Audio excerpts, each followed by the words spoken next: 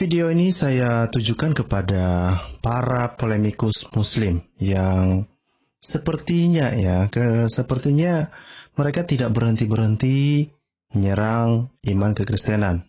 Ya, dan bukan hanya itu, bahkan beberapa waktu yang lalu ada polemikus Muslim yang terang-terangan berbohong. Ya, misalnya Julius dia menuduh salah satu gereja di Indonesia itu ketika ada murtadin itu dilatih untuk menyerang Islam. Itu begitu katanya, coy.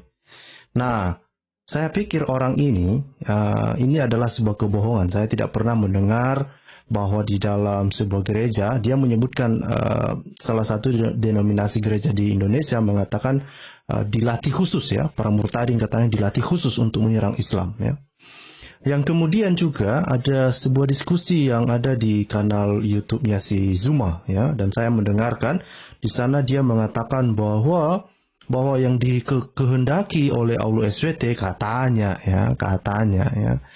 yang dikehendaki oleh Aulu SWT ini adalah pertobatan umatnya. Nah, pertanyaannya apakah memang benar demikian?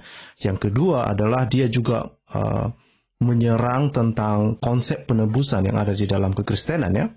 Karena dia mengatakan, itu di dalam Islam itu penebusan itu enggak ada, ya. Justru yang diharapkan dari umat Islam itu, ya, orang-orang yang percaya kepada Muhammad itu adalah pertobatan katanya. Tetapi apakah semua itu sebuah kebenaran atau hanya parsial, ya? Hanya parsial saja. Nah, itu yang mau kita lihat malam ini. Nah, kita akan melihat nanti beberapa hadis bagaimana penjelasan Muhammad tentang gaya hidup dan bagaimana seharusnya Muslim hidup, ya. Nah, nanti kita belajar dari ajaran Muhammad, coy, ya. Kita lihat, ya, bagaimana Muhammad mengajari umatnya, gitu, ya, tentang hal-hal yang terkait, ya. Yang kedua juga kita akan melihat nanti beberapa tafsir terkait dengan hal ini, misalnya apa yang diharuskan dan mengapa seseorang misalnya itu melakukan dosa, misalnya, ya. Ya, kenapa seseorang itu melakukan dosa? Kenapa orang-orang itu misalnya suka berkelahi atau bahkan suka membunuh misalnya, ya? Siapa sebetulnya penyebabnya dan mengapa itu terjadi? Nah, itu yang mau kita lihat, ya. Itu yang mau kita lihat nanti di dalam video ini. Jadi sebelum kita lanjut, Bapak Ibu, mari kita dengarkan dulu yang satu ini.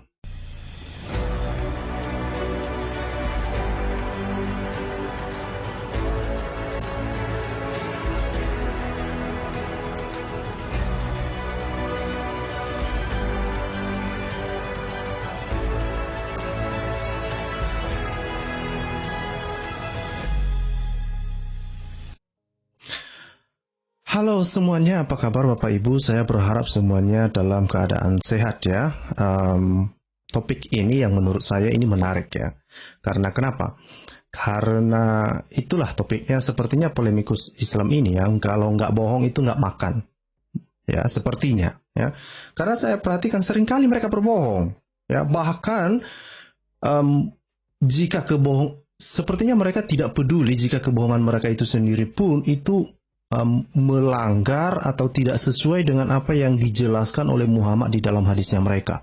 Saya nggak tahu, ya. Saya nggak tahu kenapa perilaku para polemikus Islam itu begitu memalukan. Saya nggak tahu kenapa, ya. Saya nggak tahu kenapa, dari mana orang-orang ini muncul dan kenapa orang-orang ini berkelakuan seperti itu. Padahal ini zaman sudah maju, ya. Orang-orang sebegitu cepatnya untuk mengetahui kebenaran ketika kita menyampaikan sesuatu, mengecek apakah yang disampaikan seseorang itu benar atau tidak, ya. Sama kemarin seperti misalnya ada pengakuan di channelnya Pak Paulzang, kan, dan kemudian setelah dicek di lapangan rupanya ada masalah. Nah, kita orang Kristen nggak mau berbohong, ya. Kita nggak mau, dan kita tidak mau berapologet dengan menyebarkan hoax. Kita nggak mau, ya. Kita nggak mau, ya. Justru kita sendiri yang mengungkapkan itu, ya. Jangan berbohong, ya. Nah, tetapi pertanyaannya, apakah hal yang sama kita bisa harapkan dari Islam? Ya, saya sih mendengarkan beberapa YouTuber Muslim juga, ya, berusaha untuk jujur lah. Misalnya ada orang-orang yang membongkar kebohongannya si ini, kebohongannya si Kainama misalnya ya. Dan ada bahkan juga muslim-muslim ya, YouTuber muslim yang malu dengan kelakuannya si Kainama ya. Nah, dan ternyata bukan hanya Kainama rupanya yang berbohong. Itu yang saya bilang tadi ya. Ada kebohongan-kebohongan yang lain, ada hoax-hoax yang lain yang disebarkan oleh para polemikus muslim ini. Gitu ya. Mari kita lihat salah satu contohnya deh ya. Mari kita lihat salah satu contohnya. Ini adalah videonya si Julius, ya, videonya si Julius ketika dia menuduh gereja, ya, salah satu denominasi gereja di Indonesia itu, dia mengatakan bahwa gereja tersebut melatih khusus para murtadin untuk menyerang Islam, ya kan? Saya berharap nanti ya jemaat yang ada di gereja ini, ya kalau misalnya ada di live chat mendengarkan video ini, ya klarifikasi ke kita apakah benar demikian. Karena saya sendiri tidak pernah mendengar hal demikian, ya di dalam gereja diajarkan hal seperti itu, ya. Mari kita dengarkan dulu, oke? Sampah-sampah seperti itu, ya karena nggak tahan dengan kelaparan, memutuskan pindah agama. Nah, jadi sebetulnya ini adalah video sebelum dia ya. Jadi dia tidak terima ketika misalnya kita mengangkat isu waktu MUI itu panik terhadap gelombang murtadin yang terjadi di Langkat. Nah, terus dia bilang, ya kalau mereka murtad dari Islam ya nggak apa-apalah katanya, nggak apa-apa.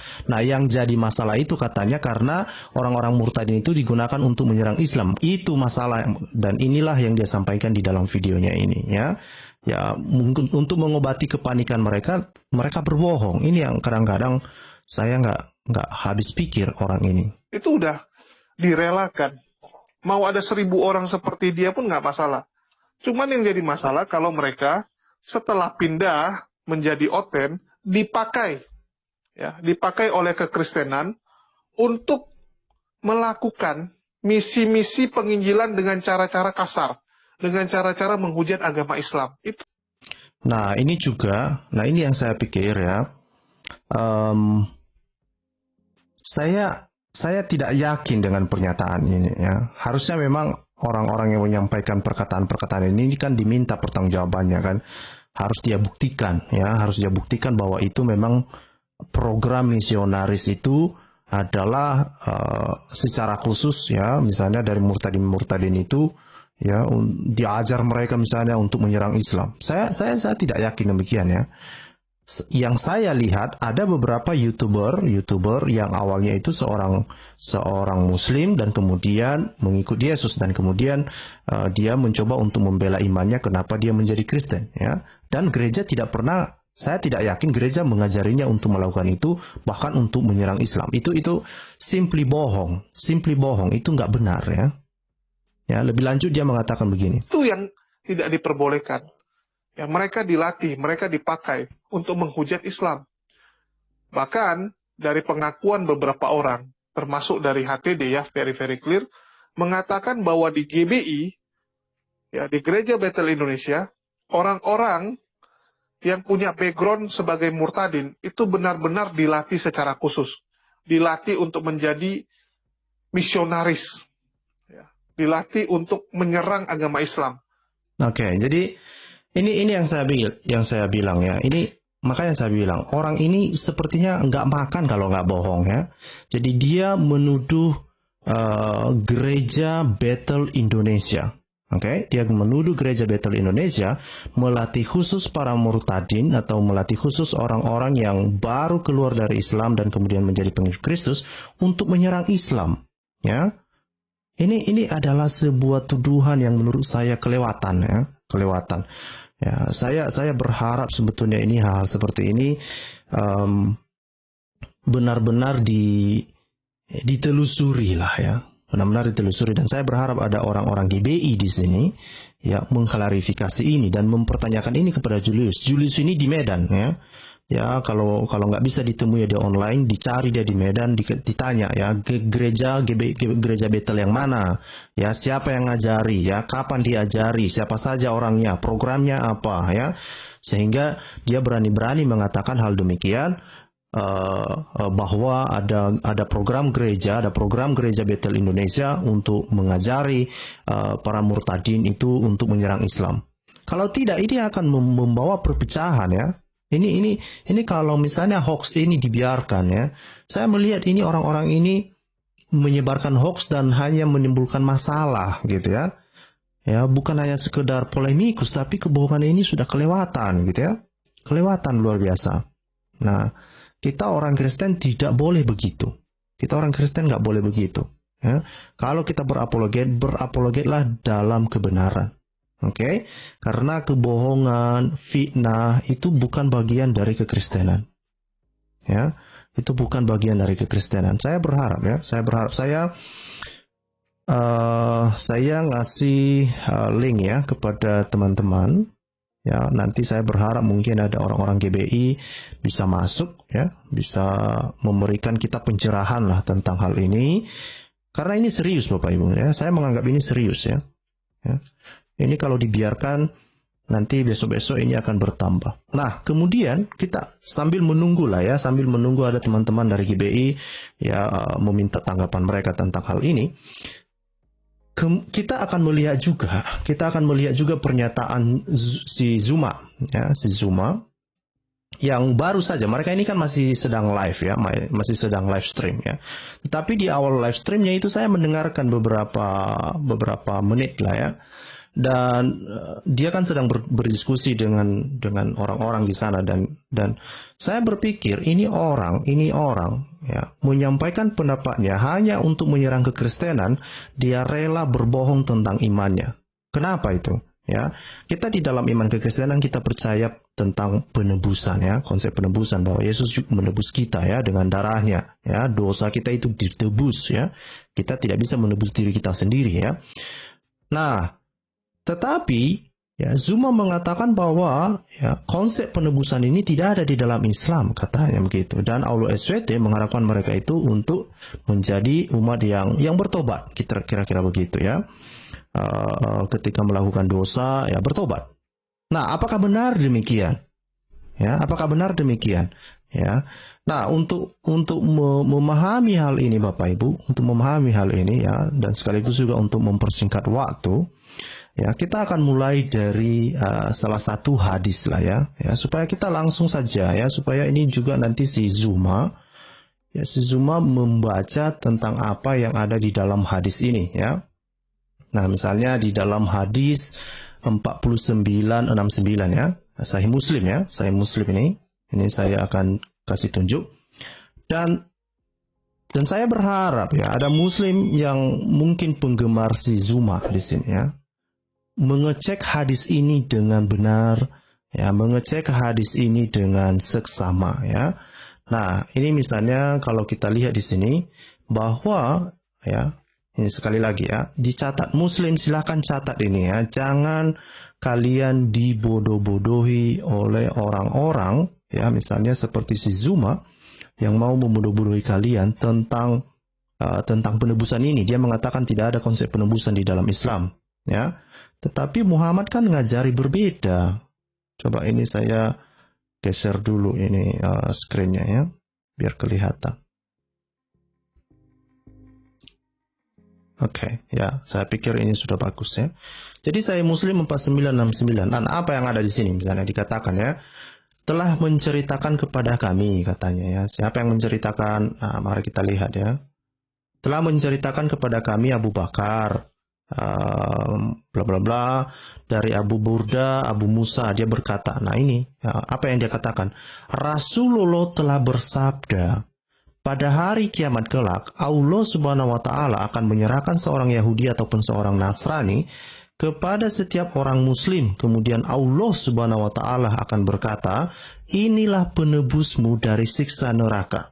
Nah, tetapi apa yang disampaikan oleh si Zuma di dalam live streamnya ya? Apa yang disampaikan oleh Zuma di dalam live streamnya? Dia begitu berani ya mengatakan konsep penebusan itu tidak ada di dalam Islam, coy. Mari kita dengarkan ya, supaya ini bukan fitnah. Ya, saya tidak mau memfitnah orang. Coba dengarkan ini. Maha Pengampun lagi Maha Penyayang. Wallahu Ghafurur Rahim. Nah, setelah mengikuti baginda Rasulullah Muhammad SAW dalam pijakan menentukan konsep ketuhanan, yaitu la ilaha illallah, dan Rasulullah Muhammad SAW sebagai utusan Allah, maka ketika kami melakukan kesalahan, kaidah penebusan dosanya kemudian adalah bertaubat. Innallaha yuhibbut tawwabin wa yuhibbul mutatahhirin. Jadi perhatikan bahwa ketika mereka melakukan dosa, ya caranya itu bertobat ya, tidak ada konsep penebusan. Itu sebetulnya mau dia sampaikan di dalam live streamnya mereka ini ya. Penebusan itu tidak ada, tapi yang diharapkan dan yang harus dilakukan oleh muslim itu adalah bertobat ya. Allah sesungguhnya mencintai orang-orang yang selalu bertaubat dan menyukai orang-orang yang membersihkan diri. Nah, apakah ini juga benar? Nah, nanti kita lihat ya, apakah benar bahwa Allah SWT ini hanya mengasihi orang yang bertobat? Ya, apakah benar Allah SWT ini hanya mengasihi orang bertobat, atau justru menyuruh memaksa orang berbuat dosa? Nah, ini yang menarik ya.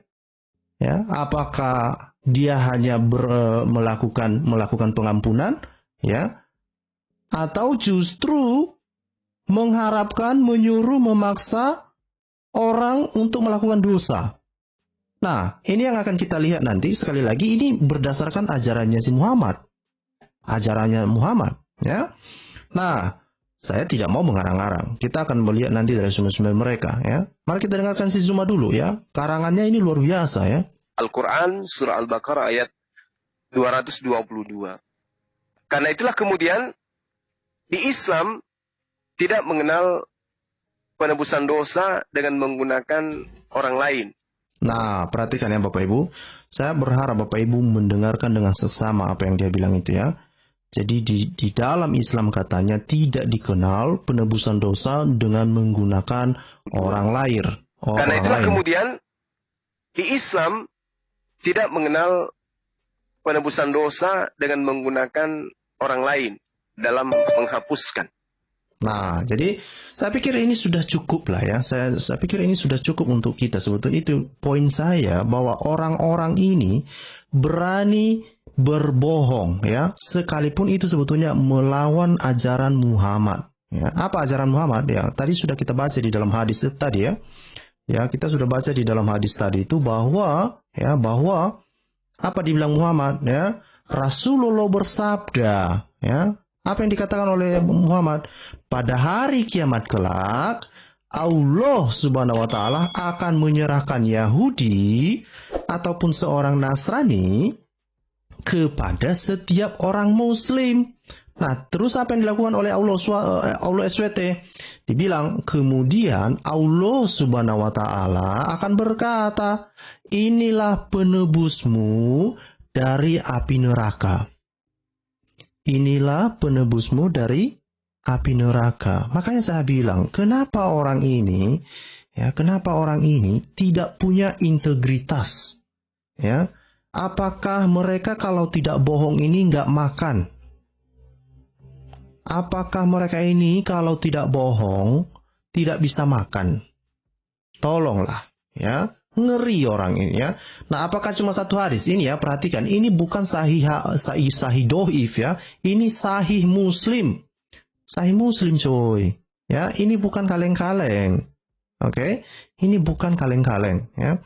Nah, terus ini kalau misalnya kita lihat ya, misalnya di dalam Musnad Ahmad ya, coba kita lihat ya. Apa yang dikatakan di dalam Musnad Ahmad ya? Musnad Ahmad 18.839 ya. Nah, dikatakan, kita baca ya. Nah, dikatakan, kelak pada hari kiamat, setiap mukmin akan diserahi seorang laki-laki. Nah, laki-laki kan orang. Dari ahlul milal, dalam kurung pemeluk-pemeluk agama lain. Dan Allah berfirman padanya, ini adalah tebusanmu dari api neraka. Lalu apa ini semua? Ya, apa ini semua? Ajaran Muhammad. Jangan-jangan ini dari Muhammad yang berbeda kah? Sehingga si Zuma mengatakan ini di dalam Islam nggak ada konsep penebusan dengan digantikan oleh orang lain, dengan menggunakan orang lain atau digantikan oleh ditebus oleh orang lain. Mengapa ini? Ya, mengapa orang-orang ini berbohong? Mengapa? Ya, kenapa moralitas polemikus Islam ini sangat rendah? Ya, kenapa? Sedih kita melihat mereka ini. Sedih sekaligus prihatin. Ya, siapa guru mereka ini? Siapa Tuhan yang mereka ikuti ini? Ya, dari mana orang-orang ini belajar? Kenapa integritas orang ini sangat rendah? Kenapa mereka berbohong? Apakah hanya gara-gara berdakwah di dalam agama, lalu mereka ini berbohong? Apakah ketika ini karena kan Muhammad mengatakan misalnya bahwa ya berbohong itu memang dibolehkan ya di dalam 3 hal ya, dalam keadaan perang ya, kemudian menyelesaikan pertikaian antara suami istri ya, itu dibilangnya ada 1 hal lagi yang nanti kita lihat. Nah, saya kurang tahu apakah misalnya perdebatan tentang iman ini, tentang agama ini di dunia maya ini mereka sudah anggap sebagai perang sehingga mereka diperbolehkan untuk berbohong. Saya tidak tahu. Saya berharap Muslim yang mendengarkan video ini mengambil semua informasi yang saya tampilkan ini, mengeceknya untuk dirimu sendiri. Oke, saya akan share linknya. Ini cek nanti hadisnya ya. Apakah saya ini yang berbohong atau si Zuma yang berbohong? Ya, silakan cek bagi dirimu sendiri. Kamu cek. Ya, apakah orang-orang yang kalian anggap sebagai gurunda, sebagai ustadz yang luar biasa, yang tahu tentang Islam ini berbohong atau tidak ya? Ini saya ulangi lagi ya, apa yang dia sampaikan. Selalu bertaubat dan menyukai orang-orang yang membersihkan diri. Al-Quran surah Al-Baqarah ayat 222. Karena itulah kemudian di Islam tidak mengenal penebusan dosa dengan menggunakan orang lain dalam menghapuskan. Nah, jadi tidak menggunakan orang lain di dalam menghapuskan katanya gitu ya. Ya kalau udah dijadikan tebusan, lah apalah artinya itu ya? Ya sama aja ya. Ini Allah SWT Muhammad kok yang mengatakan demikian ya. Muhammad yang mengatakan demikian ya, bukan saya. Saya hanya membacakan bahwa Muhammad mengatakan kelak pada hari kiamat, setiap mukmin akan diserahi seorang laki-laki dari ahlul milal. Nah, siapa ahlul milal ini? Pemeluk agama lain, ya. Jadi tidak terkecuali di sini, coy. Mau agama Kristen, mau agama Yahudi, ya kan? Buddha, Hindu mungkin. Jadi korban Allah SWT juga. Kenapa? Untuk menyelamatkan Muslim. Nah, jadi ini yang harus dipahami oleh Muslim. Kalau ini ada di dalam konsep Islam, lalu mengapa mereka begitu gencarnya untuk menyerang tentang konsep penebusan melalui Tuhan Yesus Kristus? Kenapa orang ini begitu gencarnya menyerang iman kekristenan? Saya kurang tahu. Ya, kenapa? Ya, saya berharap orang-orang ini bertobat. Itu yang saya harapkan. Ya, besar harapan saya orang-orang ini bertobat. Ataupun kalau mereka tidak mau jadi Kristen misalnya ya setidaknya jujurlah pada dirimu sendiri, jujurlah ya, jujur saja ya. Hiduplah dengan jujur supaya hidupmu tentram ya. Apakah cuma 1 hadis ya? Ada tadi hadis yang lain tadi kan, misalnya di Musnad Ahmad juga di 18:844. Nah, saya pikir itu sudah cukup. Nah, apa yang kita akan lihat di dalam hadis sahih Musnad ya 18:839 misalnya di sini ya. Nah, ini masih sama ya. Ini yang 18:844 masih sama. Ya, dikatakan bahwa ini ada Allah SWT mengatakan ini adalah tebusanmu dari api neraka ya. Jadi untuk menyelamatkan Muslim dari api neraka, siapa yang dikorbankan? Orang lain, pemeluk agama lain, gitu ya. Nah, terus kalau kita lihat ya, ini dikatakan dibuat judulnya haramnya berbuat dusta katanya. Ini judulnya coy ya di dalam Sahih Muslim 4717. Nah, ini menarik ini ya. Ini menarik ini. Kenapa menarik? Karena babnya itu judulnya itu haramnya berbuat dusta. Nah, tetapi coba perhatikan isinya, ya kan? Coba perhatikan isinya. Apa yang ada di dalam isinya ya? Dia mengatakan begini ya. Ini telah menceritakan kepadaku dari Harmalah ini adalah dari ya bahwa Ummu Kulsum ini dari Ummu Kulsum ya dan ya termasuk perempuan yang turut bicara dalam kelompok pertama yang berbaiat kepada Rasulullah, bahwasanya ia pernah mendengar Rasulullah, ya. Jadi dia pernah mendengar Muhammad ini ngomong, ya, apa yang dikatakan oleh Muhammad, ya. Dia bilang begini, orang-orang yang mendamaikan pihak-pihak yang bertikai, orang-orang yang berkata demi kebaikan, dan orang-orang yang membangkitkan kebaikan bukanlah termasuk pendusta, katanya begitu, ya, bukan termasuk pendusta. Nah, padahal ya babnya itu tadi dibilang haramnya berdusta, tapi dibilang ya kalau kamu berdusta untuk menyelesaikan orang-orang yang bertikai ini, katanya itu bukan berdusta, katanya. Ini yang saya pikir, ya. Ini yang saya pikir Muslim harus menggunakan otaknya untuk memahami hal-hal seperti ini. Ya, nah terus dikatakan di sini, ya, saya tidak pernah mendengar diperbolehkannya dusta, ya. Jadi tidak pernah dia mendengar diperbolehkan dusta, kecuali, katanya, kecuali, kan ada kecuali, ya. Artinya ada perkecualian yang mana dusta itu diizinkan. Di mana itu? Ya, dusta di dalam peperangan, dusta untuk menabaikan pihak-pihak yang bertikai, dan dusta terhadap istri atau terhadap suami, katanya, ya. Jadi kalau kamu berdusta di dalam keluargamu, yang harusnya ya di dalam keluarga itu kan saling terbuka, ya. Nah, kita di dalam keluarga Kristen itu kan ada istilahnya itu keterbukaan, ya. Dan bahkan waktu saya masih di Indo, saya pernah mengikuti kelas namanya Champion Gathering, ya. Champion Gathering ini, nah ada satu topik yang diajarkan di situ adalah tentang keterbukaan. Nah, keterbukaan ini membawa pemulihan, ya. Keterbukaan ini membawa pemulihan. Mau kita terbuka terhadap sesama, kepada orang tua kita, kepada kawan kita mungkin ketika kita berbuat salah, dan kepada Tuhan, ya. Nah, ini membawa pemulihan. Tetapi berbeda dengan ajaran Muhammad di sini. Dia bilang, ya nggak apa-apa kalau kamu berdusta di dalam peperangan, ketika kamu mendamaikan pihak-pihak yang bertikai, dan kemudian dusta terhadap suami istri. Ya, kalau kamu berdusta terhadap istrimu atau berdusta kepada suamimu, siapa lagi yang bisa kamu percaya di dunia ini? Ya kan? Siapa yang bisa kamu percaya di dalam dunia ini?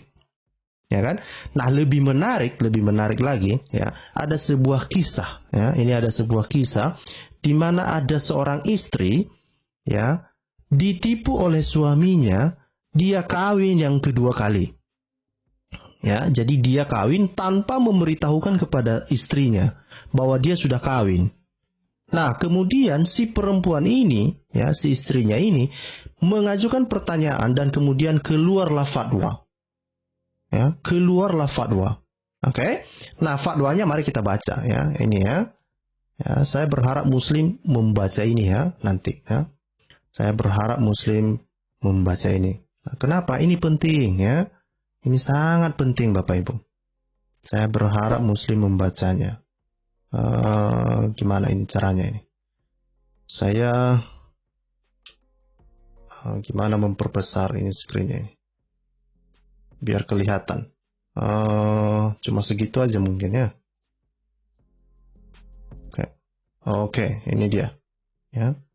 Nah, ini ada pertanyaan, ya. Ada pertanyaan. Dan ini sudah keluar fatwanya. Ini fatwa ini, coy. Ya, fatwa 328-687, ya. Jadi dia bilang bahwa seorang perempuan itu meminta khul, ya. Nah, khul ini sepertinya mau berpisah, ya, mau berpisah dari suaminya. Karena kenapa? Ya, suaminya itu berbohong, ya, tentang perkawinannya yang kedua, ya, dan keluar fatwa. Nah, apa yang bisa diharapkan dari sini, ya, jawaban apa yang bisa diharapkan dari sini ketika perempuan ini bertanya kepada ulama yang memberikan fatwa ini? Nah, ini, ya, pertanyaan yang bla bla bla. Dia bilang seperti yang saya sampaikan tadi, ya. Nah, dia bilang bahwa I've been married for 15 years and have 3 kids. My husband has been married without informing me and has been lying to me for the past year, creating mistrust between us. Jadi dia sudah menikah dengan suaminya itu selama 15 tahun, ya. Dan kemudian rupanya suaminya itu, ya, dalam di tahun terakhir itu, dia bilang tahun-tahun terakhir kebersamaan mereka itu dia sudah menikah rupanya, ya, pernikahan yang kedua, ya. Dan mereka ini sudah punya anak 3. Ya. Nah, di kemudian hari suaminya ini mengakui, ya, setelah mengalami perdebatan sengit, ya. Ya, artinya mungkin mereka cekcok lah, ya, cekcok antara suami dan istri. Nah, kemudian dia bilang, ya, bahkan perempuan itu atau istrinya itu meminta perpisahan lah, ya, meminta untuk bercerai katanya, ya. Nah, terus rupanya suaminya itu tidak mau memberitahu keluarganya tentang pernikahannya yang kedua ini, ya. Nah, istrinya yang kedua ini rupanya sudah punya 4 anak, coy. Sudah punya 4 anak, dan dia juga tidak memberitahu kepada istri keduanya ini bahwa dia sudah punya 3 anak di istri yang pertama dan memiliki dan sudah kawin dengan perempuan yang pertama dan memiliki anak, ya. Nah, ngeri ini, coy. Ya. Ngeri ini. Jadi dia menipu istri pertama juga menipu istri kedua. Oke. Nah, bla bla bla bla bla bla bla bla. Nah, apa yang jawabannya? Kita langsung ke jawabannya. Apa yang disampaikan? Karena ini jawaban ini yang menarik, ya. Nah, dibilang di sini, ya. Nah, kita langsung melihat di jawabannya, ya. We as well recommend you to do what the mufti advise you. Jadi mereka mengatakan, ya carilah dulu muftimu katanya, ya. Tanya pendapat mereka dan ikutilah saran mereka katanya, ya. Kalau bisa untuk diselesaikanlah katanya, gitu, ya. Nah, the family will break up by separation and the children could be badly affected as a result. Jadi Muslim juga tahu kok, ya. Jadi ketika ada perceraian itu ternyata bahwa anak-anak itu nanti akan mendapat akibatnya. Nah, masalahnya kalau kita lihat, ya, argumennya si fatwa ini, padahal Allah SWT sendiri yang mengizinkan perceraian, ya. Dan kita manusia tahu ini ada dampak buruknya, gitu, ya. Nah, ini, ya, logika-logika seperti ini saya kurang tahu kenapa ini logika seperti ini tidak berfungsi bagi Muslim, ya. Padahal ulama mereka pun sudah jelas-jelas mengatakan perceraian itu, ya, perceraian itu menghasilkan dampak buruk bagi anak-anak. Lah, tapi kan perceraian kan diizinkan oleh Allah SWT. Gimana ini? Gimana ini? Kan gitu, ya. Nah, terus dibilang di sini, ya, ini yang disampaikan di dalam surah 4:108, ya. And if a woman fear from her husband contempt or evasion, there is no sin upon them if they make term of settlement between them, ya. Jadi kalau misalnya ada perempuan itu takut, ya, atau curiga kepada suaminya lah, ya, dan kemudian tidak ada dosa kalau mereka menyelesaikannya katanya, ya. Nah, terus but if you do good and fear Allah, then indeed Allah is ever what you do, ya. Ini apa ini, ya? Jadi kalau kamu berbuat baik dan takut kepada Allah, maka Allah adalah apa ini? Ini kadang-kadang terjemahan orang ini bikin orang bingung, ya. Quran 4:128. Coba kita lihat yang terjemahan bahasa Indonesia aja deh. Ya. 4:128.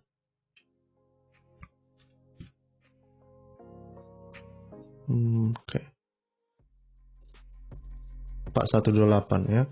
Dan jika seorang wanita bla bla bla khawatir sikap ta'ajud berpisah ranjang daripadanya dan melalaikan pemberian nafkahnya, ya, ada kalanya karena marah bla bla bla, ya.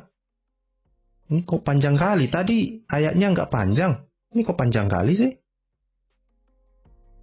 Masuk kalimat bahwa wanita itu jarang bersedia menyerahkan haknya terhadap suaminya kepada madunya. Sebaliknya, pihak laki-laki jarang pula memberikan haknya kepada istri bila ia mencintai istri lain. Dan jika kamu berlaku baik dalam pergaulan istri-istrimu, ya, dari berlaku lalim atau aniaya kepada mereka, maka Allah mengetahui apa yang kamu lakukan hingga akan memberikan balasannya. Saya nggak tahu ini, ya. Kenapa susah sekali memahami dari Allah SWT ini. Katanya ini ayat begitu jelas katanya, ya. Diturunkan ayat yang jelas ini kok. Kalau saya pahami ini artinya bahwa kalau misalnya jika istri bersedia maka dapatlah dilangsungkan perdamaian itu. Tetapi jika tidak, maka pihak suami harus memenuhi kewajibannya atau menceraikan istrinya itu, ya. Nah, dalam kurung perdamaian itu lebih baik daripada berpisah atau dari nusus atau sikap tak acuh hanya dalam menjelaskan tabiat-tabiat manusia. Oke, jadi diharapkan untuk bisa menyelesaikan masalah lah kira-kira gitu, ya. Nah, yang menarik di sini adalah yang dijelaskan kemudian ya. Nah, dibilang di sini ya. Ya, meminta untuk perpisahan itu tidak disukai di dalam Islam ya, katanya. Kecuali ada alasan untuk itu. Kan sudah dikasih tahu tadi alasannya. Lucu-lucu juga ulama ini kan. Dibilang di sini ya, perpisahan itu, permintaan untuk berpisah itu tidak diinginkan lah di dalam Islam ya, kecuali ada alasan. Lah kan alasannya tadi kan dia udah berbohong, kawin dia yang kedua kali, nggak dikasih tahunya sampai dia punya 4 anak, dia istri yang kedua. Gimana si ulama ini? Duh. Nah, kenapa? Karena orang ulama ini, fatwa ini mengatakan ya, pernikahan suamimu kepada istri yang kedua bukanlah alasan yang kuat untuk meminta perpisahan. Ngeri coy. Ini ajaran agama ini ngeri coy ya. Jadi ya, kalau Yesus kan bilang begini ya, orang Kristen itu nggak boleh bercerai kecuali karena zina. Ya kan? Nah, ini bukan hanya zina ini coy. Udah punya anak 4. Ya, udah gitu nggak dikasih taunya lagi sama istri yang pertama. Tetapi menurut ajaran Islam, ya setidaknya di dalam fatwa ini kita bisa lihat dia bilang bahwa ya, pernikahan suamimu itu kepada perempuan yang kedua itu bukanlah sebuah alasan yang kuat untuk meminta perpisahan. Ngeri coy. Ngeri nih ya. Nah, terus dibilang ya. Terus, nevertheless, if you hate your husband and if you fear that you cannot fulfill his right upon you, then it's become permissible for you to ask for khul. Ya, nah ternyata dirujuk kepada fatwa yang lain ya. Nah, kecuali misalnya kamu membenci suami, gue tanya ya tentulah dia membenci suaminya. Orang suaminya udah berkhianat, udah berbohong, punya anak lagi dengan perempuan lain. Gimana ini ya? Nah, terus apa yang disampaikan melalui fatwa ini ya? Dalam hal apapun, kamu seharusnya tidak meminta perpisahan, ya, kecuali bahwa itu lebih besar manfaatnya daripada mudaratnya dari perpisahan, ya. Nah, ini bla bla, ya itulah diharapkan untuk meminta pertimbangan dari pihak yang berotoritas di sana, ya. Nah, terus dirujuklah kepada fatwa-fatwa yang lain. Nah, tetapi setidaknya kita bisa melihat di sini ya, bagaimana ajaran Muhammad ini ya, ketika diterapkan oleh para ulama ini. Mereka bilang bahwa ya, bahkan kepada istrinya itu pun dia harus menerima nasibnya ya.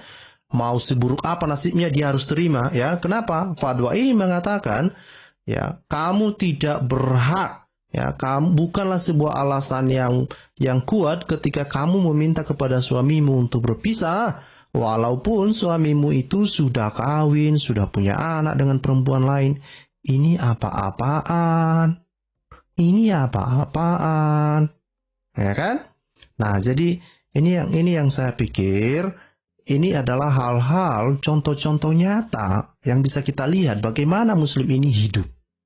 Oke, mari kita lihat hadis yang lain ya. Sorry Pak, aku percaya Smile ini agak lama ya.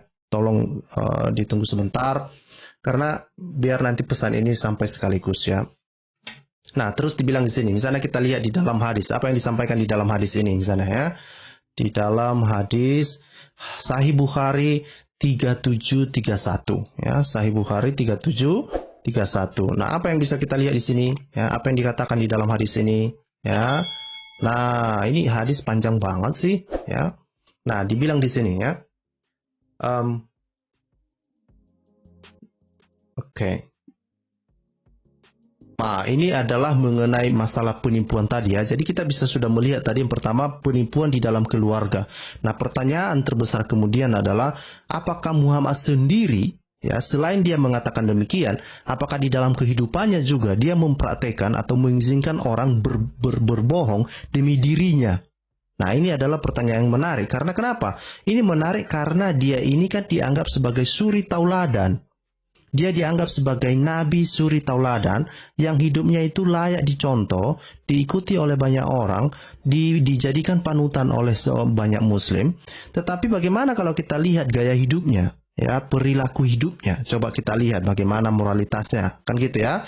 Nah, dari mana kita nggak boleh mengarang-arang, kita membaca kisah hidupnya dari hadis. Ya, hadis Sahih Bukhari 3731. Nah, kisah ini apa sebetulnya ya? Kisah ini berbicara tentang terbunuhnya Ka'ab bin Al-Ashraf. Ya, terbunuhnya Ka'ab bin Al-Ashraf. Nah, apa sebetulnya kisah ini? Ya, ketika Muhammad tidak suka kepada Ashraf ini oleh karena satu dan dua hal, lalu dia meminta kepada pengikutnya itu untuk membunuh si Al-Ashraf ini. Ya, tetapi dengan cara bagaimana? Dengan cara tipu muslihat. Ya, dengan cara apa? Dengan berdusta, ya. Jadi pengikut Muhammad ini meminta izin kepada Muhammad apakah dia boleh berbohong untuk melancarkan aksinya untuk membunuh si Abu Ashraf ini. Ya, dan dia bilang begini ya. Ya, Rasulullah bersabda, siapa yang akan membunuh Ka'ab bin Ashraf yang telah durhaka kepada Allah dan melukai Rasulnya. Jadi ini adalah atas perintah Muhammad, ya. Muslim, dengarkan ini. Oke? Ada nggak Muslim dari tadi? Coba lihat, Muhammad di sini menanyakan kepada pengikutnya, siapa yang bersedia untuk membunuh seseorang. Ini seperti inilah ya, otak pelaku lah ya, pelaku apa ini ya, otak pelaku pembunuhan berencana gitulah ya. Kalau di zaman sekarang itu disebut sebagai pembunuhan berencana kan, gitu ya. Jadi Muhammad bilang siapa yang mau membunuh si Ashraf ini katanya. Nah, terus adalah pengikutnya itu ya, maka Muhammad bin Maslamah berdiri dan berkata, wahai Rasulullah, sukakah Anda jika aku yang membunuhnya? Nah, beliau menjawab, yes, ya. Nah, kemudian Muhammad bin Maslamah berkata, izinkan aku mengatakan sesuatu. Ya, kemudian beliau bersabda, maka katakanlah. Setelah itu Maslamah mendatangi Ka'ab, lalu dia berkata, sesungguhnya bla bla bla bla bla bla. Nah, ini sebetulnya di hadis ini tidak disebutkan ya secara eksplisit. Mari kita lihat yang versi bahasa Inggris, di sana disebutkan dengan jelas-jelas bahwa di sini ya Maslamah ini meminta izin kepada Muhammad untuk berdusta. Kalau kamu tidak percaya, silakan lihat ini, ya. Sekali lagi ya, kalau kamu tidak percaya, silakan lihat ini Muslim. Ini saya bacakan ya. Saya bacakan untuk kamu. Oke. Nah, ini dikatakan di sini. Nah, di dalam coba saya tunjukkan dulu ini ya. Sahih Bukhari 4037 ya. Sahih Bukhari 4037. Nah, apa dikatakan di sini ya? Ya. Allah Messenger said, who is willing to kill Ka'ab bin Al-Ashraf who has hurt Allah and his apostle, ya. Jadi masih sama yang tadi ya, siapa yang mau membunuh si Ka'ab bin Ashraf ini karena dia telah menyakiti hati Allah dan Rasulnya katanya ya. Dan kemudian si Muhammad ini bangkit dan berkata, oh Allah Messenger, ya, would you like that I kill him, ya, maukah kamu jika aku membunuhnya katanya. Kemudian Muhammad mengatakan yes, ya. Terus si Muhammad bin Maslamah ini berkata, ya, dia bilang, ya, then allow me to say false thing. Nih, perhatikan ini, baca ini, Muslim. Ada nggak Muslim sini? Ya, then allow me to say a false thing, i.e. to deceive Ka'ab. Ya, jadi izinkanlah saya mengatakan hal-hal yang tidak benar, ya, untuk apa? Untuk menipu si Ka'ab. Nah, terus apa yang dikatakan oleh Muhammad, ya? Apakah menurutmu Muhammad ini mengizinkan seseorang untuk berdusta? Nah, tetapi respon Muhammad dia bilang, you may say it, ya. Boleh katanya, nggak apa-apa. Ya, boleh. Ya. Boleh katanya begitu. Dan bla bla kisahnya berlanjut lah ya. Beberapa waktu yang lalu kita sudah membahas kisah ini. Tetapi poin saya adalah bahwa perilaku hidup Muhammad pun, kalau yang berhubungan dengannya pun, berbohong ini, ya, membohongi orang ini, mendustai orang ini, bahkan ketika melibatkan pembunuhan seseorang, Muhammad pun mengizinkannya. Silakan Muslim, ya, berpikir-pikir tentang, ya, atau menimbang-nimbang tentang moralitas nabimu ini. Oke? Nah, saya teringat dengan apa yang dikatakan oleh si Zuma tadi, ya. Ya, oleh si Zuma tadi mengatakan bahwa Ya, di dalam Islam ini ya, Allah SWT itu sangat menyukai ya umat Islam itu untuk bertobat. Jadi ketika mereka melakukan dosa katanya, ya apa yang harus dilakukan itu ya bertobat katanya. Tetapi apa yang bisa kita pelajari dari ajaran Muhammad? Ya, ini bukan ajarannya Scott. Ini bukan tafsirnya kaleng-kaleng saya, bukan. Tetapi kalau kita baca di dalam Sahih Muslim misalnya 2657b, apa yang dikatakan di sini ya? Dikatakan di sini ya. Nanti kita lihat bahasa Indonesianya ya. Dikatakan verily ya, verily ya, sungguh katanya. Allah has fixed the very portion of adultery which a man will indulge in. And ya, and katanya which he of necessity must commit. Jadi dikatakan di dalam ayat ini dibilang atau di dalam hadis ini dikatakan bahwa Allah telah menetapkan ya porsi seseorang untuk berzina, yang mana itu adalah sebuah keharusan kepada laki-laki itu untuk melakukannya.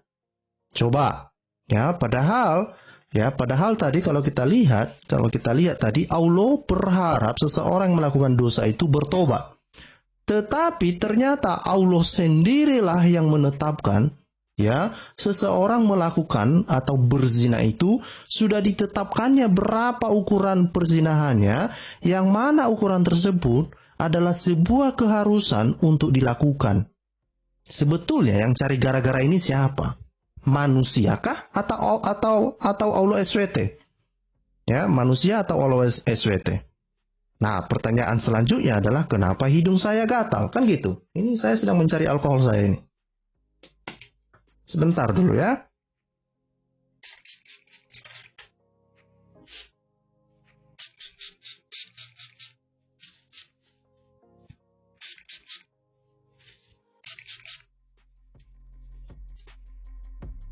Oke, kita lanjut ya. Kita lanjut ya. Oke. Nah, ini sekali lagi di sini akan sudah ada sang satria. Coba fokus kepada topik ini dulu sang satria ya, mengenai orang mualaf itu, biarlah yang mualaf mengurus mualafnya, biarlah yang murtad mengurus murtadnya. Tapi coba dulu, pikirkan dulu logika Allah SWT, pikirkan dulu moralitas Allah SWT yang diajarkan oleh Muhammad di sini. Dikatakan bahwa Allah SWT telah menetapkan porsi ya perzinahan yang dilakukan oleh seseorang, yang dilakukan oleh seorang laki-laki misalnya, dan ini adalah sebuah keharusan baginya untuk melakukannya. Nah, mari kita lihat yang versi bahasa Indonesia. Ya kan? Mari kita lihat yang versi bahasa Indonesia, kan gitu ya.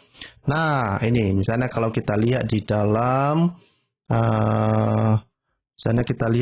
Sahih Muslim 4801 ya, 4801 dikatakan di sini ya. Ini takdir coy, kitab takdir. Ya, ini kitab takdir. Ya, makanya kalau kita berbicara kepada muslim ketika mereka berbicara tentang free will misalnya, itu di dalam Islam nggak ada free will coy. Ini takdir kok. Kitabnya aja judulnya itu takdir. Nah, terus di babnya itu dibilang bahwa anak Adam telah ditetapkan bagiannya dari perbuatan zina dan selainnya. Coba. Coba. Ya. Jadi kalau misalnya si Zuma tadi, makanya jadi mungkin juga masuk akal ketika banyak polemikus Islam ini ya berbohong, menuduh yang tidak-tidak terhadap ajaran orang, bahkan misalnya Julius menuduh orang-orang GBI ya untuk melatih orang-orang murtadin untuk menyerang Islam. Juga di dalam perdebatan orang si Zuma misalnya mereka berbohong tentang masalah konsep penebusan.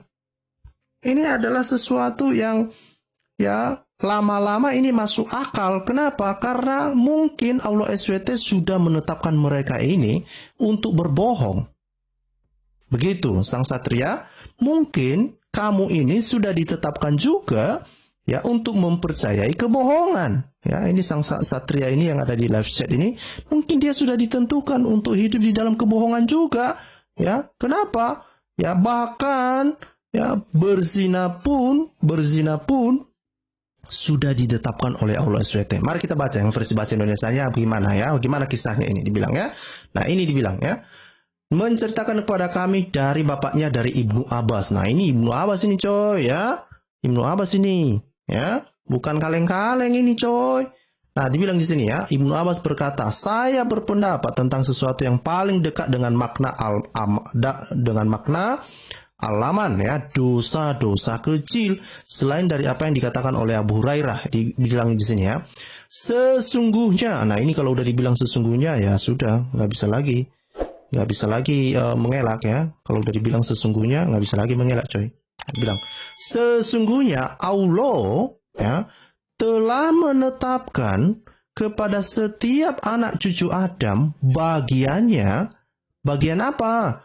Bagiannya dari perbuatan zina yang pasti terjadi dan tidak mungkin dihindari. Jadi siapa yang membuat seseorang berzina? Allah SWT. Sekali lagi Muslim. Siapa yang membuat seseorang berzina? Allah SWT. Itu menurut ajaran ya. Ini menurut ajaran siapa?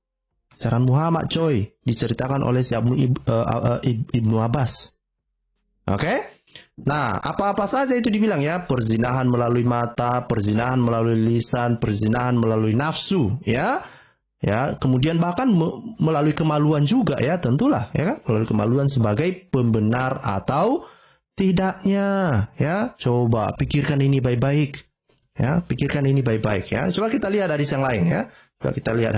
Supaya nanti kamu punya banyak pertimbangan ya, Makanya kalau misalnya Muslim ataupun Kristen memutuskan untuk menjadi Muslim, misalnya menjadi orang Kristen mau menjadi mualaf, ya silakan aja. Mungkin dia pengen mendapatkan porsi untuk berzina juga dari Allah SWT. Ya nggak apa-apa juga ya, orang Kristen nggak mau berzina ya. Tapi kalau kamu mau menerima takdirmu untuk ditetapkan memiliki porsi perzinahan, ya silakan gitu ya.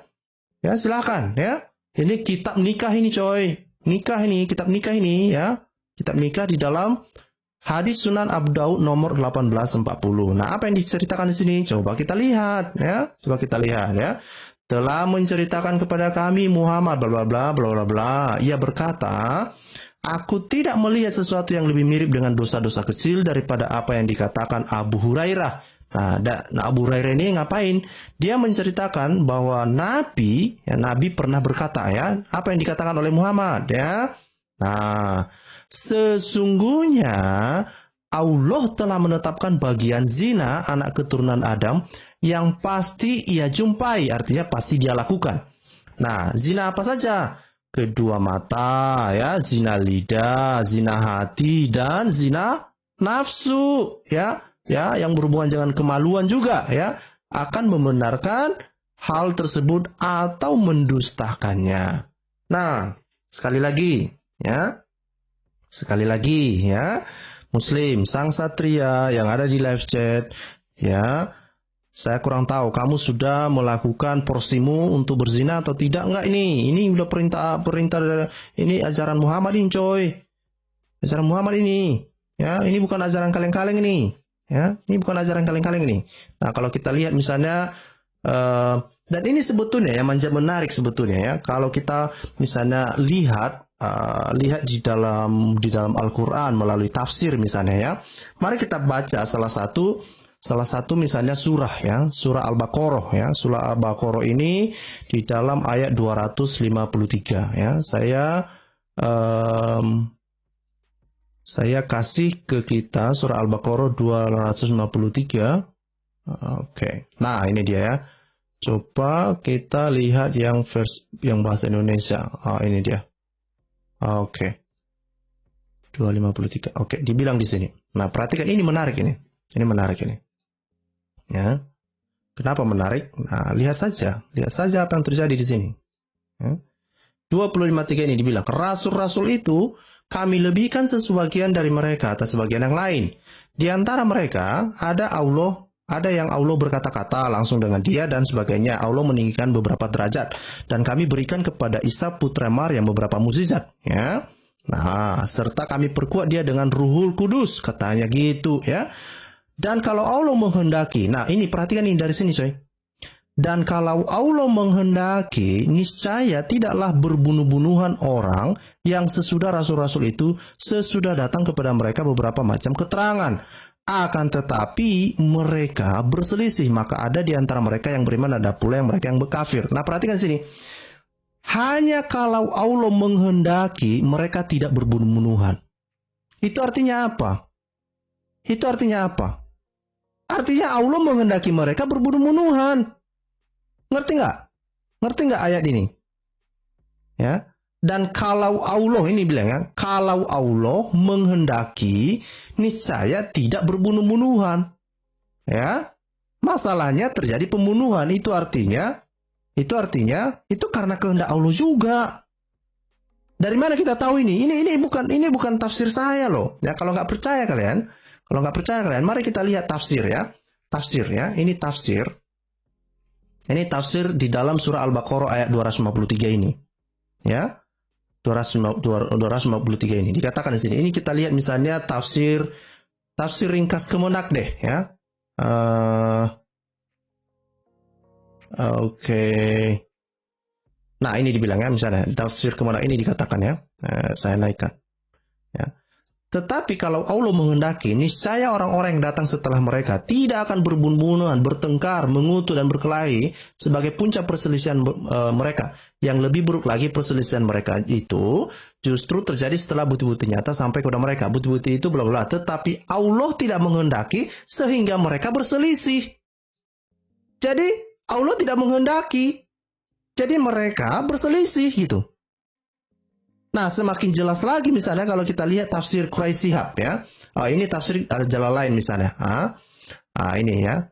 Nah, ini Jalalain ya, ini dibilang ya. Nah, ini.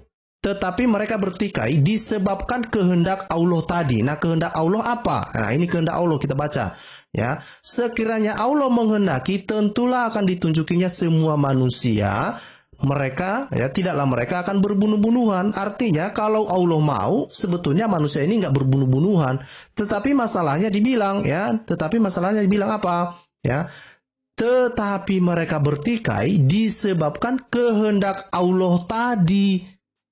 Gitu loh. Bisa ya? Bisa dipahami ya? Ini kepada satria tadi ini ya, kepada muslim ini. Nah, lebih lengkapnya lagi misalnya coba kita lihat tafsir siapa ini? Tafsir Quraisy Shihab deh ya. Ini kan Quraisy Shihab yang mana ketika Quraisy Shihab ini kan tausiah kan, si JT jadinya terpesona dengan ajaran Muhammad kan gara-gara Quraisy Shihab. Nah, bagaimana penjelasan Quraisy Shihab ya mengenai itu? Ya, kita langsung saja dia bilang di sini ya. Nah, ini adalah kehendak Allah SWT ya. Dia bilang, para rasul tersebut datang dengan membawa petunjuk agama kebenaran dan beberapa penjelasan. Maka sudah semestinya semua manusia beriman, tidak berselisih dan tidak memerangi. Nah, ini dikatakan.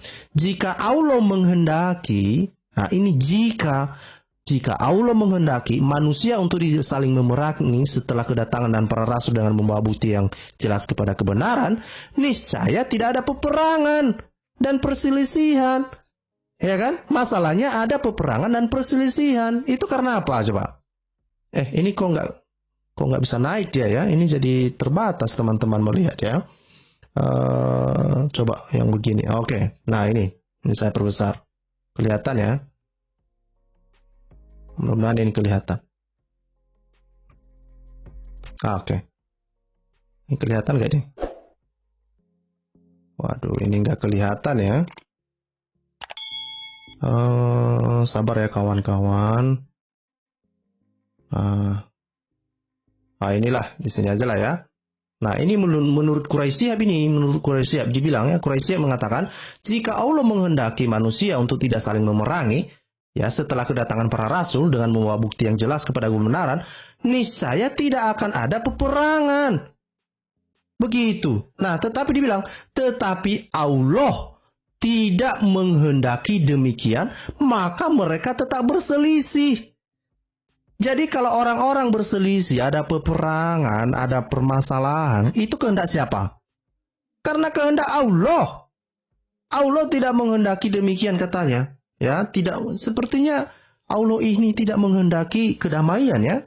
Dia biarkan aja peperangan ini. Ya, kenapa ini semua? Ya, kenapa? Ya. Nah, saya ini, ya, kalau kita baca tadi penjelasan di hadis tadi, ini menjadi masuk akal bahwa di dalam hati seseorang bahkan porsi untuk berbuat jahat pun, ya, berbuat dosa pun tadi itu pertama tadi ya kita bisa lihat dari awal bahwa orang-orang bisa diizinkan untuk berdusta, ya, dalam peperangan, ya, menyelesaikan pertikaian, ya, menyelesaikan pertikaian dengan berdusta. Coba lah ya, kayak macam pegadaian aja, ya kan, berdusta menyelesaikan pertikaian. Kayak mananya orang ini, ya kan? Kemudian juga menyelesaikan cekcok antara suami istri. Nah, berdusta, ya kan? Yang kedua, ya, bahwa Allah SWT yang sudah menetapkan takdir, ya. Salah satunya itu takdir ketika berdusta, takdir ketika mau melakukan perzinahan misalnya tadi, ta. Nah, hal-hal seperti ini silakan berpikir sendirilah muslim. Ya. Yang saya harapkan sebagai manusia adalah kamu memiliki integritas. Gitu saja. Jangan berbohong. Sekalipun Allah SWT-mu mengizinkan kamu berbohong, saya berharap muslim jangan berbohong. Itu saja permintaan sederhana dari saya. Oke? Itu saja permintaan sederhana dari saya. Di sini sudah ada Pak Aku Percaya Smile. Maaf tadi agak kelamaan Pak Aku Percaya menunggu. Selamat malam Pak. Salam. Apa kabar Pak? Shalom Scott, kabar baik. Iya, mantap ya ulasannya ya, Pak KH ya, sudah bisa disamain Pak KH. KH Scott. Iya, jadi apa namanya tentang itu ya, tentang para polemikus yang apa ya, bukan rela ya, kayaknya sudah sangat fasih gitu ya, memutarbalikkan realita kenyataan demi untuk cari makan gitu lah ya, gitu ya Scott. Ya, sepertinya mereka terus berbohong. Mungkin mereka tidak bisa makan kalau nggak bohong gitu loh. Iya, contoh kan tentang cerita atau kesaksian orang-orang yang berpindah gitu ya. Pertama sih kalau di live di live chat juga ada muslim sepertinya, itu ada beberapa. Pertama ya, buat teman-teman muslim menurut saya dan Kristen juga, orang berpindah keyakinan atau agama itu urusan pribadi lah ya, kita nggak usah kegenitan ngerecokin lah gitu. Itu kan urusan pribadi orang masing-masing, toh yang mendapat resikokannya dia ya, yang bersangkutan gitu kan. Nah, kalau kemudian dia bercerita kemudian ceritanya itu bohong, lambat laun juga akan terbongkar ya, kan sudah terbukti kan. Jangankan di era sosial media yang sangat terbuka saat ini ya, bahkan dulu-dulu waktu belum ada internet seperti sekarang pun, orang-orang yang mencoba nipu gitu kan dengan bersaksi itu lambat laun terbongkar juga kan gitu ya. Jadi menurut saya sih santai-santai aja lah, nggak usah memanipulasi cerita-cerita itulah gitu kan. Nah cuman ya, kalau ini mungkin subjektif ya bro ya, kalau saya perbandingkan dengan yang ada itu, teman-teman yang di YouTube juga pasti sudah bisa memperbandingkan lah, mana yang kedapatan paling banyak bercerita bohong dan mana yang paling banyak bercerita sebenarnya gitu ya bro ya. Ya, jadinya ya. Iya, kan kelihatan gitu kan, kalau diperbandingkan gitu, yang satu ngaku anak pemimpin tertinggi Katolik itu di sebuah negara, kardinal, ya kan, yang satu ngaku anak kardinal, bapaknya kardinal tapi mamanya pendeta, itu aja kan udah gimana ceritanya gitu kan ya, orang kardinal kok bisa beristri gitu kan, saya agak ini juga gitu ya. Nah, sementara misalnya yang di beberapa channel itu kan kesaksian orang-orang biasa gitu, nggak memblow up tentang berita yang bombastis begitu, ceritanya benar ya, bisa dilihat lah kebenarannya gitu kan ya, peristiwanya dicek dan dicek apa gitu, benar gitu. Memang ada juga sih kedapatan yang diragukan gitu ceritanya gitu, cuman lambat laun pasti terbongkar lah. Dan saya pikir keimanan kita kan tidak ditimbulkan dari kesaksian orang kan ya bro ya. Masa iman kita ditentukan oleh kesaksian orang begitu? Apa karena kemudian 1-2 orang bersaksi kemudian ternyata kedapatan berbohong, kemudian iman kita jadi goncang kan, enggak sedangkal itu kan sebenarnya kan. Jadi kenapa dipermasalahkan? Nah, cuman saya yang agak bingungnya itu ketika dipelintir gini, kayak tadi Juma tadi dipelintir bahwa kita atau orang Kristen lah bakal menyebutkan sebuah gereja, jangan-jangan dia nggak tahu apa itu GBI ya, mungkin karena gereja itu memang paling banyak itu ya, paling banyak apa platnya ya, kan paling banyak platnya di mana-mana kan gereja ini kan, tadi merek gereja itu mungkin dia pikir sama semua gitu, padahal dia sendiri nggak tahu apa namanya detailnya tentang apa itu GBI itu kan, seperti itu dia tuduh sembarangan. Nah, saya sih tidak melihat fenomena itu gitu kan ya, sebagai bahwa orang kemudian apa ya dilatih sedemikian rupa gitu ya untuk memberikan apa tadi dia bilang secara kasar gitu ya, menyerang secara kasar. Ya kasarnya di mana? Kalau kemudian kita bicara apa adanya dan itu kasar ya itu dan mereka asumsikan kasar itu hak mereka. Contoh sederhana kan kayak itu. Tadi misalnya yang saya ada link juga itu tentang yang mereka sekarang coba ini bro, coba apa namanya counter, yaitu tentang umur Aisyah gitu kan.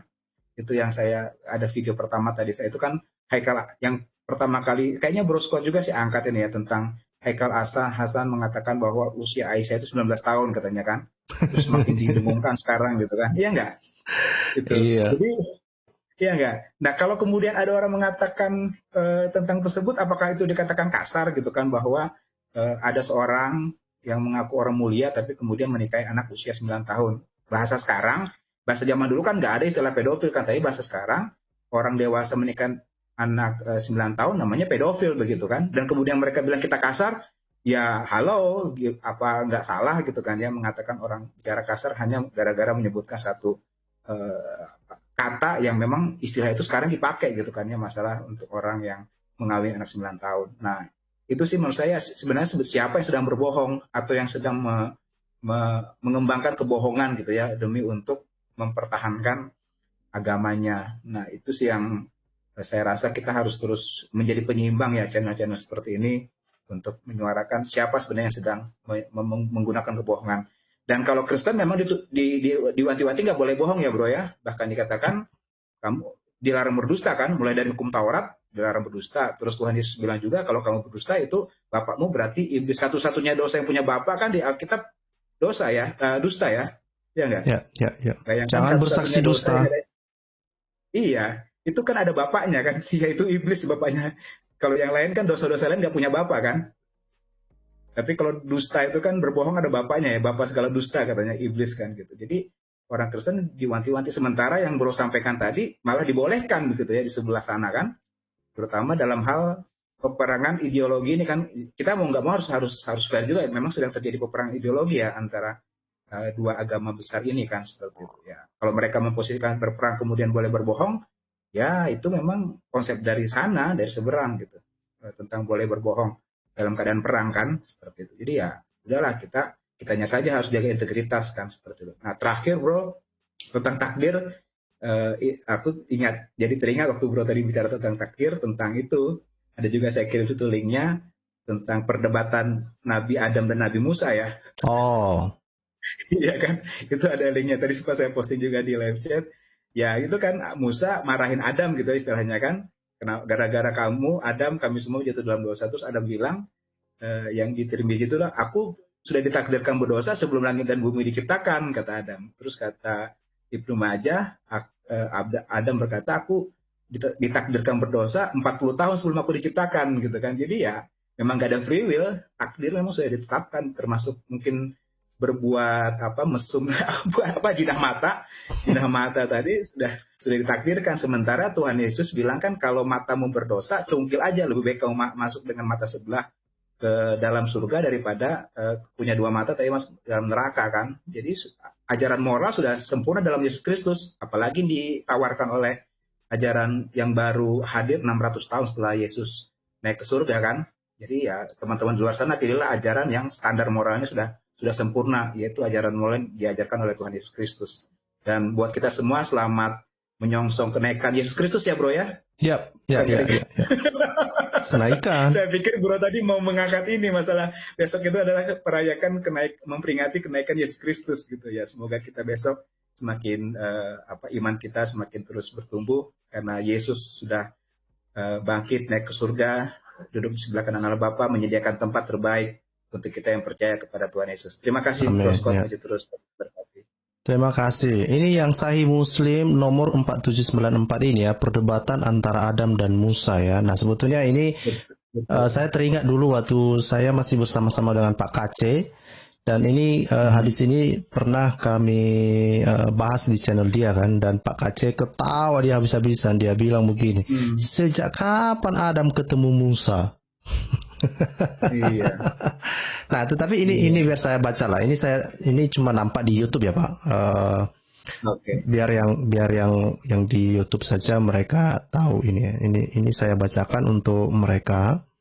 Adam dan Musa pernah berdebat. Musa berkata kepada Adam, "Kamu yang telah menyesatkan manusia dan mengeluarkan mereka dari surga." Adam menjawab, Bukankah kamu yang telah diberikan oleh Allah ilmu tentang segala sesuatu yang dipilihnya dari yang lain dan dengan risalahnya?" Jawab Musa, "Yes." Adam berkata, "Kalau begitu kenapa kamu mencelaku? Karena suatu perkara yang telah ditetapkan Allah kepadaku sebelum aku diciptakan." Nah, ini sebetulnya itu yang sudah disampaikan tadi oleh Pak Aku Percaya, bahwa ternyata mengenai takdir ini, takdirnya Adam ini berbuat dosa pun itu sudah dituliskan oleh Allah SWT sejak sebelum dia diciptakan. Mungkin di tanah dulu ditulis-tulis itu mungkin. Nah itu. Iya bisa jadi. Iya. Kalau kayak kita bikin sistem komputer itu kan diinput data semua gitu ya ke memorinya Adam gitu ya. Kamu nanti pas sekian kamu berbuat dosa gitu. Jadi otomatis muncul sini ada di sini sadarnya Adam gitu. Di sini ada Pak siapa ini namanya ini? Pak Batur Selembur. Salam Pak Batur Selembur, apa kabar Pak? Salam Pak Scott. Salam. Nah, silakan Pak. Silakan Pak Batur, Pak Selembur. Baik. Pak Baturan. Mohon ya. Terima kasih ya Tuhan, Bapa Surgawi, atas segala kebenaran. Jadi begini Pak Scott. Bersyukurlah kita anak-anak pilihan Tuhan ini ya. Kalau kita lihat fenomena ini luar biasa. Bagaimana kebenaran itu dibentangkan ya. Dan kebohongan itu dibukakan. Jadi ini bukan semata-mata hanya untuk dengan alasan membongkar ini. Memang ini yang difirmankan bahwa kita melawan penguasa roh di udara kan. Ini bukti firman ya kan. Kalau kita hikmat Tuhan, kalau kita pelajari, ini kalau menurut saya ya, inilah yang dibilang peperangan roh ya. Kita melawan roh-roh yang seperti ini. Jadi kita syukurlah ya pada Tuhan ya. Dia mau berkorban untuk menebus. Kalau enggak kita enggak bisa binasa semua. Seperti kalau kita dengar-dengar tadi cerita yang ajaran ini, bagaimana sulit ada damai itu. Padahal dalam doa kita, jadilah kehendakmu di bumi seperti di surga. Kehendak Tuhan itu damai, cinta kasih. Iya kan? Itu yang kita syukurin. Jadi saya berharap ini semua sudah dibentangkan hal-hal yang seperti ini. Jadi ayolah saudara-saudara yang mendengar, mumpung masih ada waktu. Ini waktu sebuah dibukakan kebenaran. Dan ketidakbenaran itu sama-sama dibukakan. Artinya kesempatan orang menilai mau pilih kemana. Itu tergantung saudara. Dan saya juga melihat kalau saya menilai, rupanya para mualaf itu pantasan suka berbohong, ya kan? Umumnya mereka semua berbohong. Jadi mungkin sudah ditakdirkan seperti yang dibaca tadi kan? Dan memang itu mungkin kebawahnya. Jadi kalau kita bersyukurlah anak-anak Tuhan, kita diajari jangan berdusta.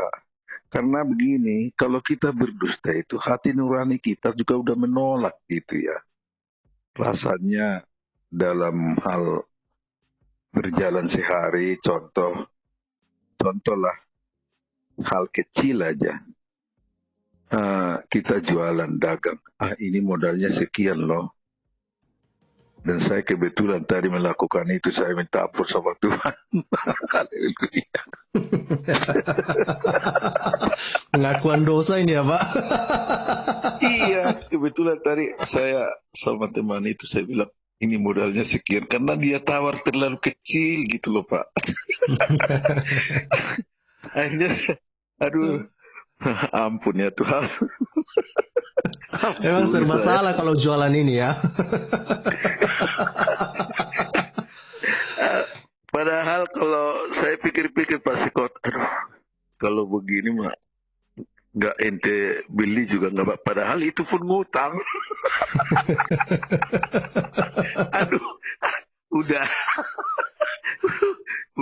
begitu ngutang lagi. Aduh, jadi, saya baru ini hal kecil ya istilahnya itu. Apalah ya, sebenarnya itu hal kecil dibandingkan yang seperti yang tadi itu kan. Itu dosa berzina, dosa apa, segala macam. Hanya kita melirik aja. Dalam arti, waduh itu awewe gelistengnya. Gitu. Kalau mama saya bisa peluk-pelukan gitulah contohnya. Hanya di dalam pikiran kita sudah berdosa di dalam Tuhan gitu. Dan inilah enaknya orang-orang anak Tuhan itu. Kita akuin dosa kita. Memang kita, kalau kamu mengaku dosamu, ya kan, kamu akan diampuni kan gitu. Jadi saya mohon ya bagi saudara-saudara saya, juga banyak saudara saya Muslim. Tolonglah saudara-saudara, ini bukan ini sekarang dibentangkan kebenaran, karena nggak bisa lagi ditutup-tutupin kebohongan itu. Mana yang benar, mana yang tidak. Dengan logika, dengan sains juga udah terbukti semua. Jadi, tapi terserahlah, karena ada di dalam firman Tuhan, orang yang baiklah orang, tapi kalau soal ayatnya saya kurang tahu.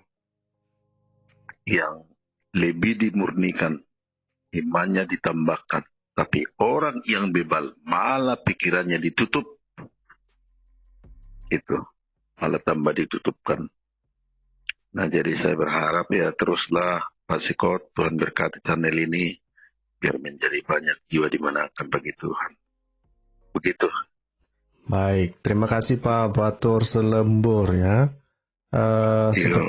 Sepertinya malam ini tidak banyak yang tertarik dengan topik ini ya. Saya kurang tahu kenapa juga ya, tidak ada, cuma kita aja yang muncul di room. Mungkin lebih banyak yang suka mendengar saja ya. Dan saya tadi hanya memperhatikan beberapa orang saja yang Muslim yang saya kurang tahu mereka memilih diam, tidak mau berkomentar atau gimana, saya juga nggak tahu. Tetapi beginilah, dari saya saja sebetulnya sederhana permintaan saya kepada para polemikus Muslim ini. Hiduplah dengan jujur.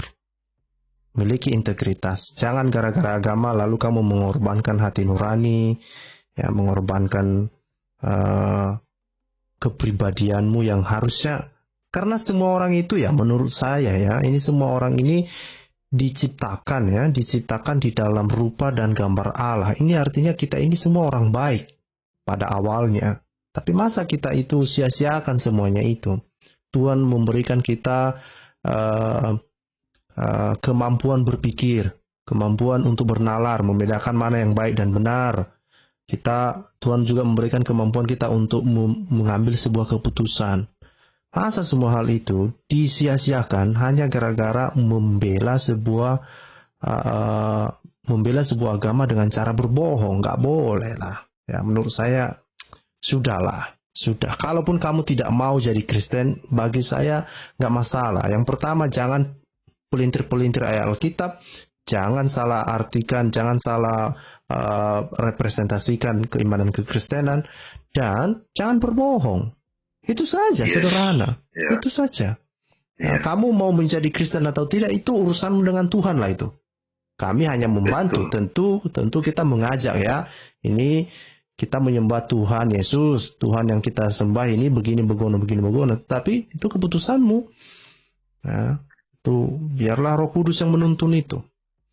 Saya pikir itu sih Pak, pesan yang mau saya tambahkan juga. Ada lagi Pak? Sebelum kita tutup, kayaknya nggak ada orang lagi. Dan Silakan, saya Pak. Memang sering saya chat itu ya, saya share. Mabuk agama membunuhmu. Saya itu dalam sebenarnya itu. Karena kemabukan agama. Karena kita pun ya orang Kristen ini tidak fanatik amat. Jadi dia jadi orang Kristen enggak juga. Bagaimana dia benar-benar pengikut Kristus, kan begitu kan? Makanya selalu kita bilang Tuhan itu tidak membawa agama, itu artinya di situ kan. Jadi buat apa kita fanatik agama tapi menjerumuskan? Karena banyak orang berpikir dikira itu jalan lurus tapi menuju maut, kan gitu. Iya. Iya, tapi saya melihat kuasa Tuhan, pencurahan Roh Kudus ini Pak. Saya memang kita sekarang ini ya ditambah-tambahkan Tuhan ya untuk selalu haus dengan firman Tuhan itu, selalu ingin mendengar. Tapi akhir-akhir ini aja saya juga terima kasih Tuhan gitu kan. Dan banyak yang saya lihat kalau kita bertamu kemana, ke saudara-saudara kita, dan itu berdampak. Kita selalu bilang, berjalanlah dalam kebenaran firman Tuhan. Dan itu berdampak, saling menguatkan. Ya itu. Cuman yang tadi ya, sekali lagi saya tadi berbohong. Semua kita berproses Pak. Iya Pak. Udah berani jujur aja udah luar biasa tuh, pada berani mengaku itu udah luar biasa. Iya Pak.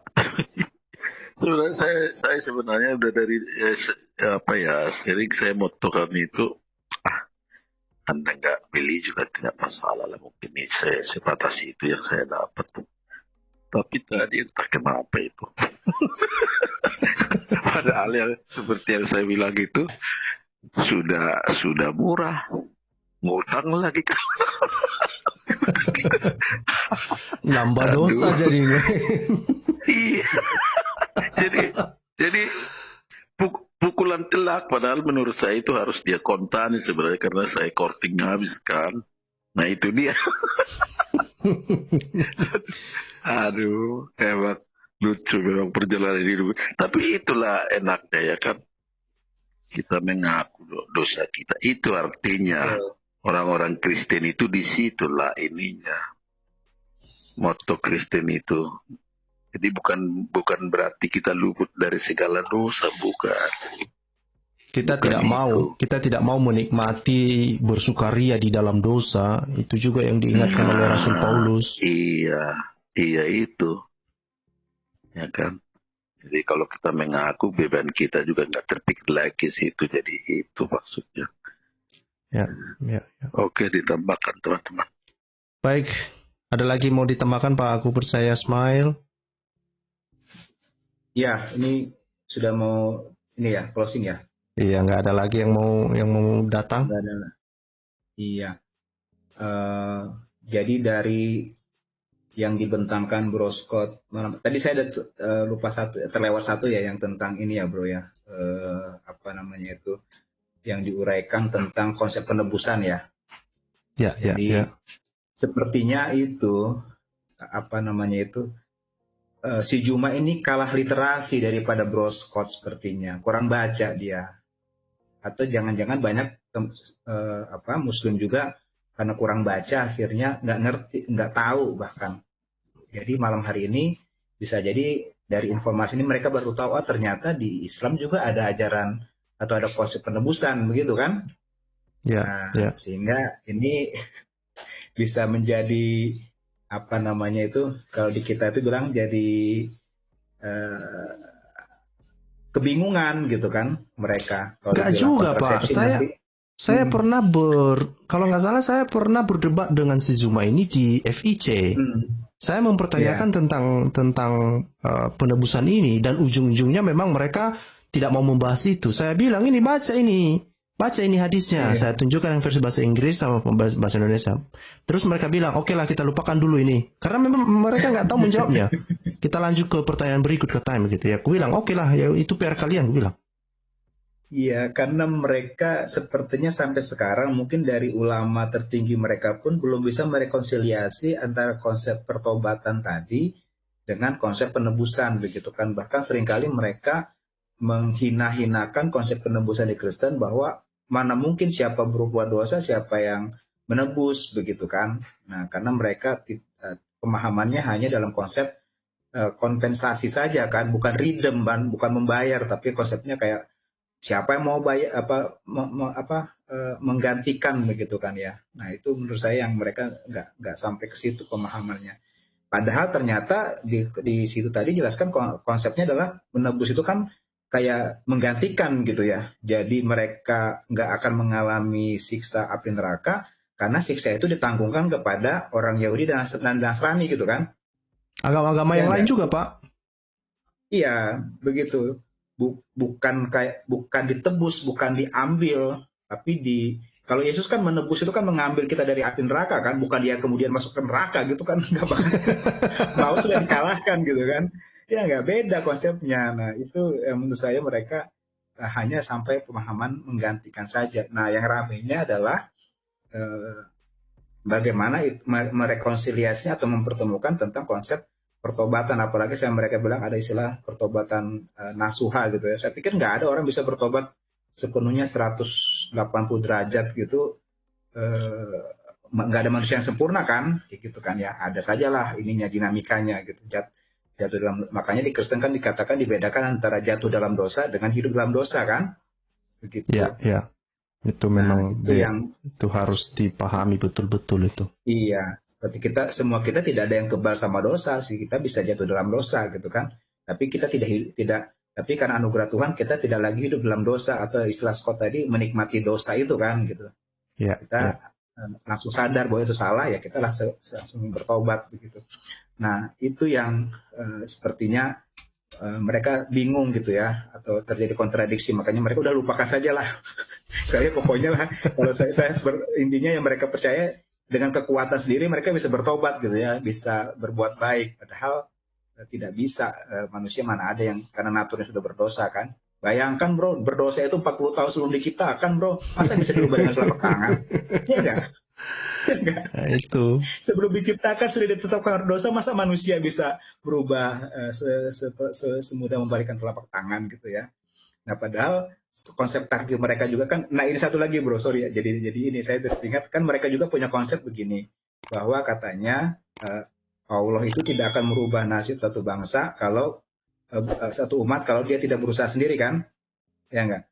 Nah, tapi kalau saya paham itu kan berarti yang merubahnya kan tetap Allah juga, cuma mereka ada bagiannya gitu kan. Umat tersebut harus mau merubah juga, tapi yang merubah kan tetap Allah sebenarnya kan, bukan manusia itu gitu kan. Nah, itu yang mereka sendiri sebenarnya sudah mengalami kebingungan. Nah, berharap dengan bro angkat terus tentang takdir, tentang dosa dan konsep penebusan ini, semakin sadar bahwa penebusan sejati itu hanya di dalam Yesus Kristus, manusia yang tidak berdosa menanggung dosa seluruh umat manusia gitu ya. Nah, yang saya senangnya bro dari hadis tadi bro, sorry, adalah kita nggak maksudnya gini bro. Itu yang kena kan orang Yahudi sama Nasrani kan, nggak orang Kristen kan? Nggak juga, ada juga tadi hadis mengatakan agama-agama yang lain. Oh gitu ya? Iya, sebentar, biar saya cari dulu. Bukan hanya ini dibilang ya, kelak pada hari kiamat setiap mukmin akan diserahi seorang laki-laki dari ahlul milal, dalam kurung pemeluk-pemeluk agama lain, gitu. Jadi bukan hanya Kristen dan Nasrani. Laki-laki doang ya, perempuannya enggak ya? Kayaknya enggak. Mungkin udah keduluan masuk mungkin tuh.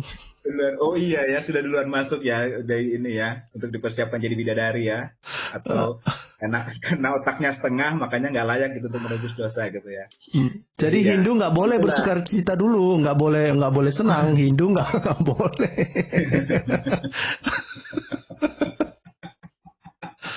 Aduh.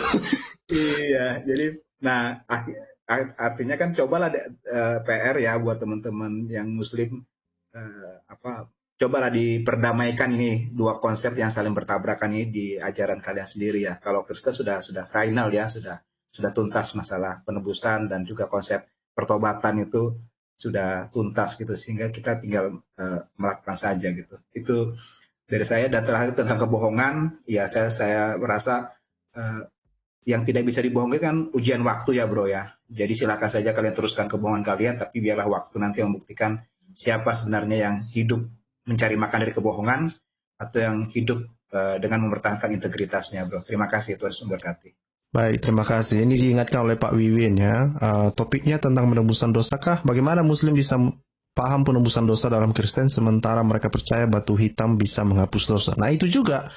Jadi selain manusia mengganti melakukan penebusan terhadap mereka, batu hitam pun jadi penebus dosa juga sama mereka. Nah ini hal-hal seperti ini yang saya pikir lah, biar ini sebetulnya mereka pahami dulu deh, apa yang mereka imani ini mereka pahami sendiri dulu. Ini memang lucu-lucu memang, tetapi ya itulah keimanan orang itu kan. Nah, silakan aja lah. Baik, kalau sudah tidak ada, ini saya ingatkan terakhir dari ayat firman Tuhan tadi yang disampaikan tadi itu ya, mengenai hubungannya berbuat dosa ya.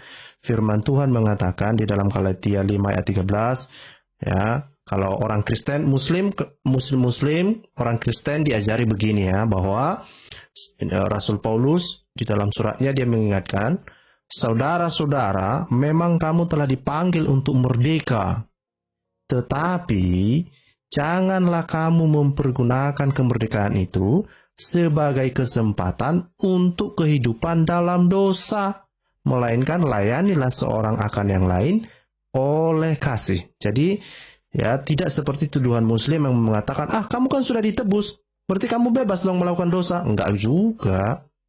Kita memang sudah ditebus, kita sudah merdeka. Nah, kalau kita terus berdosa, menikmati dosa itu, sebetulnya kita tidak dipertanyakan, kita ini orang percaya atau tidak. Karena kalau kita sudah menjadi orang percaya, maka kita tidak mungkin menikmati, kita tidak mungkin menggunakan kemerdekaan kita itu untuk berdosa.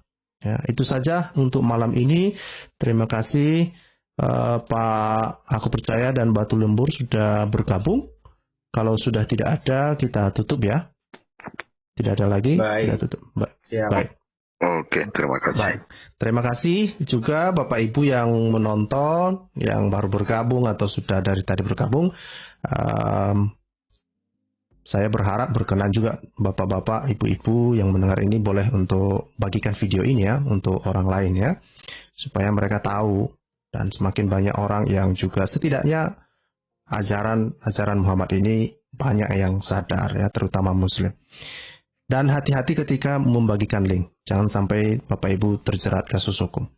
Itu saja dari saya. Tuhan Yesus memberkati. Selalu ingat pesan saya. Yesus adalah Tuhan. Tuhan kita Allah Tritunggal. Yang lain itu niru-niru. Tuhan Yesus memberkati. Salam semuanya. Sampai jumpa. Terima kasih ya Pak.